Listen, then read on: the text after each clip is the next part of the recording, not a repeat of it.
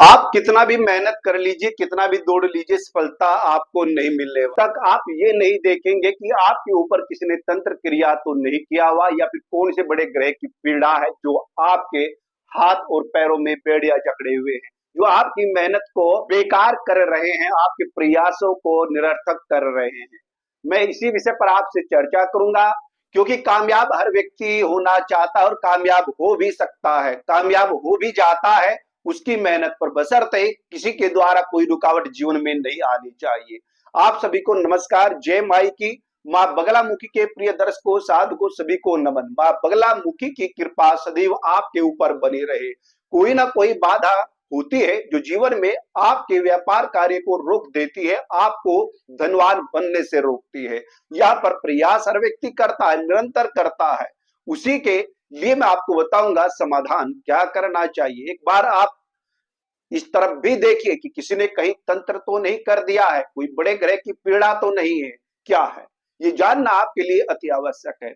साल में 4 नवरात्रे आते हैं। यहाँ आषाढ़ शुक्ल पक्ष प्रतिपदा से 26 जून से लेकर के 4 जुलाई तक गुप्त नवरात्रे रहेंगे। 4 जुलाई की 9वीं तिथि है, तो यहाँ पर 9 नवरात्रे हैं, पूरे नवरात्रे हैं, ना कोई घट रहा है ना बढ़ रहा है, ये बहुत अच्छा है। और इस समय में व्यक्ति अपने लिए जब साधना करता है तो साधना से उसके जीवन में खुशियां आती है, साधना के द्वारा देवी प्रसन्न होती है।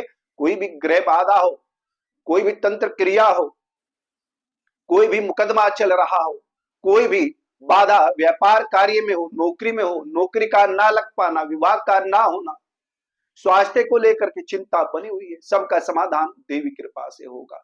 क्योंकि कहते हैं यम यम चिंत्यते कामम तम तम प्राप्नोति निश्चितम। जो व्यक्ति जिस कामना को लेकर के देवी की आराधना करता है, मां बगलामुखी की साधना करता है, वह उसकी निश्चित पूरी होती है।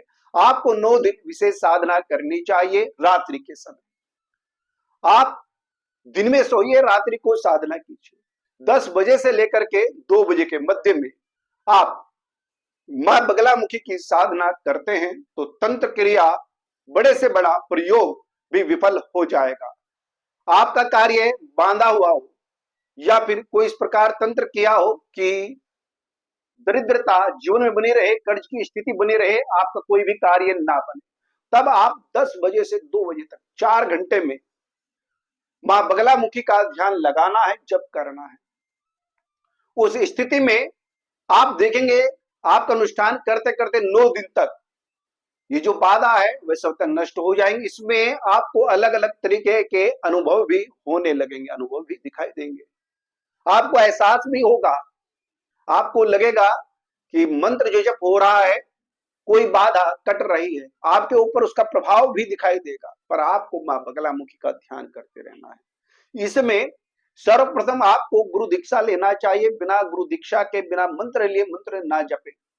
मंत्र दीक्षा लेकर के आपको 36 अक्षरी मंत्र का ही 36 अक्षरी मंत्र का ही जप करना है।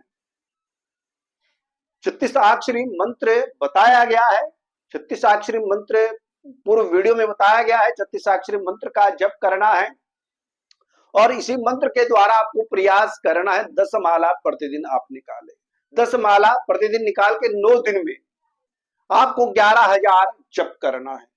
9 दिन में 11,000, तो उस हिसाब से आप कैलकुलेशन कर लीजिए। 10 माला करनी है, 15 माला प्रतिदिन करनी है। रात्रि के समय आप एक बार अष्टोत्तर सतनामी स्तोत्र का पाठ करेंगे, ऐसा आपको करना है प्रतिदिन। 9वें दिन आप यज्ञ रात्रि में ही करेंगे।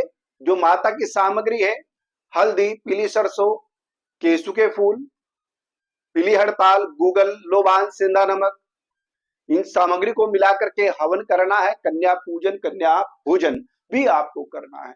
तो ये आप कीजिए, पर गुरु के सानिध्य में।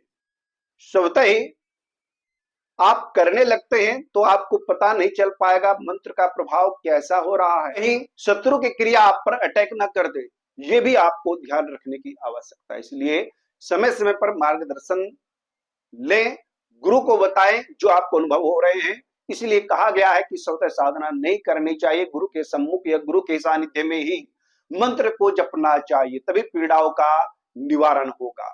प्रिय दर्शकों, नवरात्रि शुभ हो आपके लिए और इन नवरात्रों को आप अपने जीवन में खुशियों में तब्दील कीजिए, देवी की कृपा हो, इसके लिए ये अनुष्ठान पूजा अवश्य कीजिएगा। आज के लिए इतना ही। चैनल को सब्सक्राइब कीजिए, वीडियो को लाइक और शेयर कीजिए।